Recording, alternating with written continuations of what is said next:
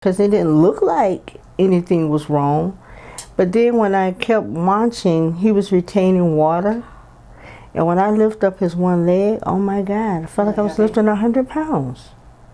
And that says, you doing, and because I've been in the medical, not just home care field, we don't do any medical stuff, but because I've done that so long, I've done it longer than I have home care work. So you're pressing on to see if he's So I'm pressing retaining. to see if he's retaining, and there's all this fluid bouncing back at me, and I'm like, you go to the hospital, you know. And then I would take him, and fortunately they had to get the water off because the heartbeat started to increasing and all of this. And he used to get really angry at me. Was it congestive heart failure? Or no, he had prostate cancer, which metabolized quite quickly, and because of it, other things started to happening quickly. And because I was so up on things from just having an eye for it from being out there so long, you know, I was able to get him to the hospital and Well, I get him diagnosed. Bonnie, when you had your surgery, you were connected to things and they were just like, go home, you're fine. Weren't you didn't you have like a drip or something that you left with? For my knee, remember I told you a year ago, they sent me home with an IV IV drip. line. Not no And more. I had to take care of myself twice a day for 14 days. So And they told me if it happens again, I need to do it for 6 months. But the scary thing is they didn't train me on how to do the drip line properly, and it kept screwing up. At one point, it had blood coming out, and then I pushed it back in, and then the next day the nurse goes to me, what are you doing? You don't ever do that. And I'm like, well, then how about teaching me the proper way to do this? And They're it was an not older lady, and supposed she to was like, send show me what they taught you. okay. Because the young girl taught me. And then when the older lady got a hold of me, she said, we're starting from scratch. You're Good. not doing anything you're doing the Good. same way. Good. And everything they taught me was not what she Was felt not was proper. appropriate. Well, you find the younger generation, sad to say, Well, everything's fast paced. Everything is right now, and so they don't learn the hardcore things that the older. Because I've had older people. I had a nurse when I started out. We was called TNI, hospital training, and I was a youngster. I was like 16. And they would teach you how to make the bed and all these things because you wanted to go work as an aide. Okay, now this was in high school that I learned this. They don't teach things like that in high school. So out of high school, I started going to college because I wanted to be an RN. Unfortunately, I got sick in my first year, so I quit. Never did go back. Years later, I wound up back into the field of healthcare again, what they call nurse's aide. And she says, if you want to learn something, she taught you. So I learned things that I wasn't supposed to learn. Oh, that's nice. So then when I began to really get out there as an aide, the medical, I knew. Then I stopped 5 years later, and I went into the dietary department. So I started working dietary, and I became a supervisor. And I ran their kitchen for maybe 7 years, maybe. So I knew all the dietetics. Then I started cooking for the school. 15 years, I retired. And then I went back into healthcare for 16 more years. Oh my God. And then I've got so much experience, I've always worked 2 jobs. Then I drove Uber, I drove for Chryslers, all You those had a different long things. career. So where were you born and raised? I was born in Hamtramck, Michigan. I was raised in Birmingham, Alabama. Okay. How long were you in Michigan? Just like till you're Almost, no, when I was born in 61, and right away I went to Birmingham because my mom died. So my grandmother raised me from Birmingham, Alabama. So I stayed there until I was 8, so I was already set in my ways, of course. And probably very aggressive, probably type of person. If I saw something that wasn't right, I just said it and got in more trouble for it. But had very good upbringing in my, Then went on to school in Michigan, graduated out of Cody High, and then started trying to work and things like that. So, yeah. She's smiling So over there. lifetime of caregiving. It always starts young, doesn't it? Did you have brothers and sisters? Yeah, but you never would know that I was not the oldest because I acted the oldest. Well, the I most still do. responsible. Yeah, I've got 7 brothers and sisters, and I'm like the third baby on the end. Yeah, the middle child, as they would call it. Wow. Yeah. Okay, so I'm going to ask you a question, and then if you can just repeat the answer back. So if I say, why did you become a caregiver? Say, I became a caregiver because blah, blah, blah, blah, blah. And Okay. then if you mess up or if you say something and you want to start over, just start over, and it's not a big deal. Okay. We cut out any of the bad parts. Yeah. So That's a good thing. nobody will ever know. So what's your name? Cheryl Waters. I should say my name is Cheryl Waters. I'm sorry. Okay, start again. My name is. My name is Cheryl Waters. And why did you become a caregiver? I became a caregiver because I have a passion to helping people. And what do you love about helping your clients? The thing that I love when helping my clients is when I can see a smile on their face because they're happy with either what I've done for them or the service rendered to them. Can you tell me about your most memorable experience as a caregiver? My most memorable experience as a caregiver is I had a client who could literally do anything for himself, nothing. And I was told that he would be a vegetable for the rest of his life. And in caring for him for 16 years, he was able to eat. He was able to talk. Couldn't walk or anything like that, but he knew where he was because I kept him going.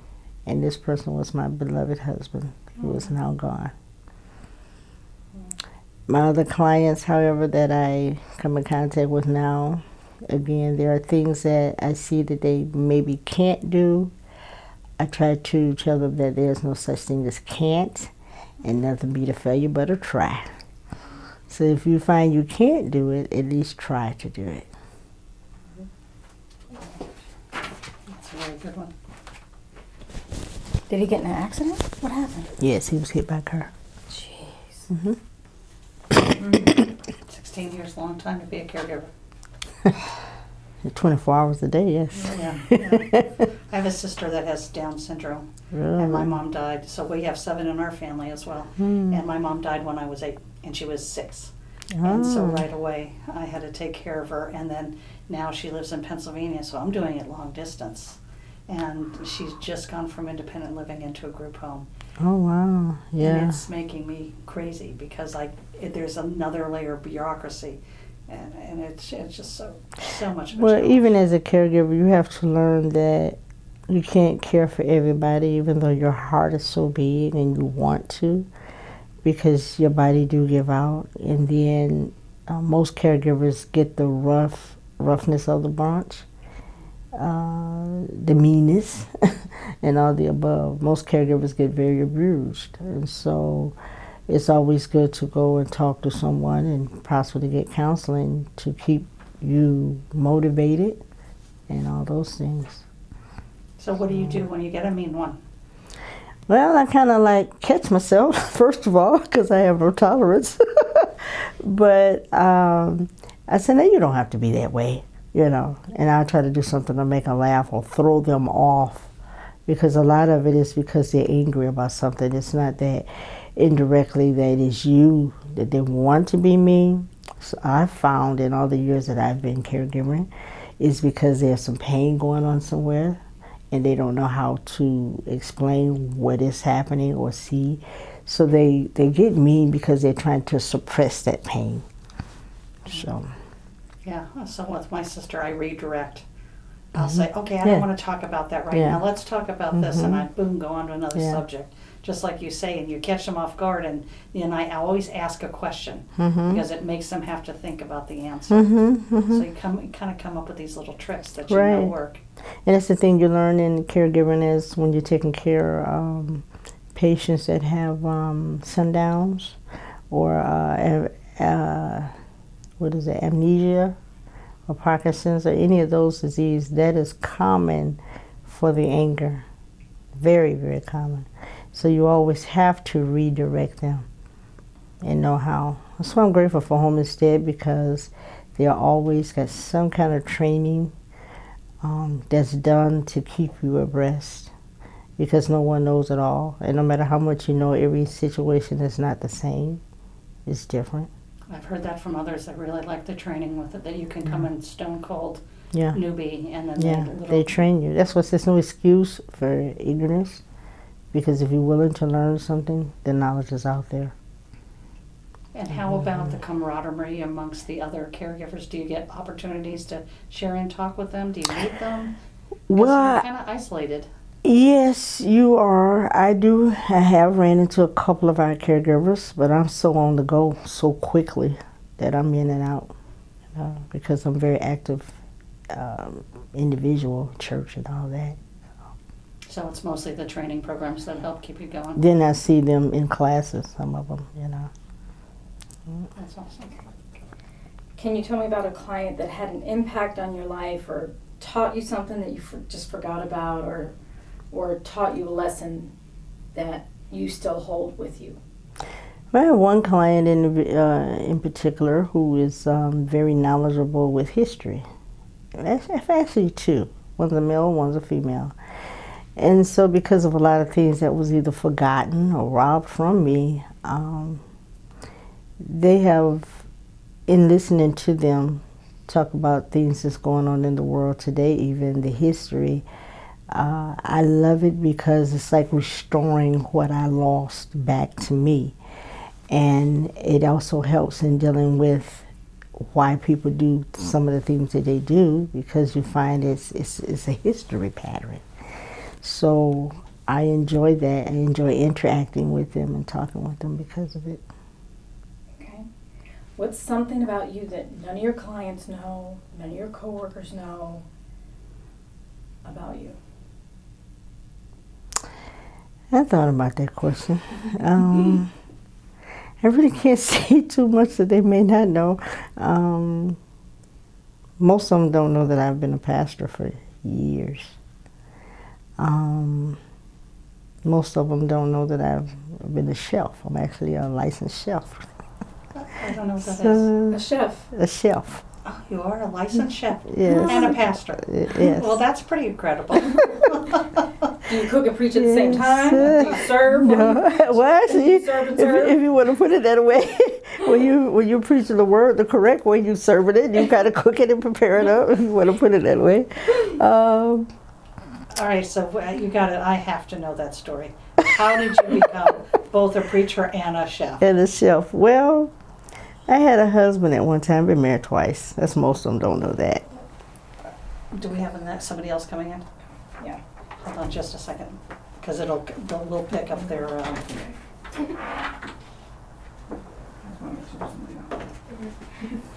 Hey, we're almost done. We'll be a few minutes. Okay, you can have a seat. Thank you. Okay. All right, so we're going to start again. Pastor chef. Yeah. How did you become a pastor, and how did you become a chef? Well, there was a calling of God on my life at the age of 16, and I married at 19. And so with my walk with God, as feeling the call, my first husband and I pastored a church. So did my second, in fact. And that was how I became a pastor. The chef part, I've always enjoyed the kitchen. I love to cook. And so my husband says to me, why don't you get a job cooking? So I started working for the Board of Education. Launch Cruise was the name of the school. And then so they had a lot of training classes, just like Homestead does, in the kitchen area. And in that I became, with my serve license. So that's how that That's happened. incredible. Wow. And that served you later when you worked in the kitchen in, was it a nursing home or the? Well, actually still in the school system, Oh, because by then I came out of the nursing home. I was already cooking for them when I started for the school. But the Board of Education took me further because of the education. In the for the licensing part, in the nursing home, you learn why you eat, what food do to you, the different mechanical basis of the food. And then in the school system, we had, because I was one of their head cooks, then we had classes and things that you always would learn to keep you abreast with the laws of the states and what the children could and could not eat. So together, because of the knowledge of learning in the nursing home versus the school, my husband used to tell me I should have been a dietitian instead of a nurse.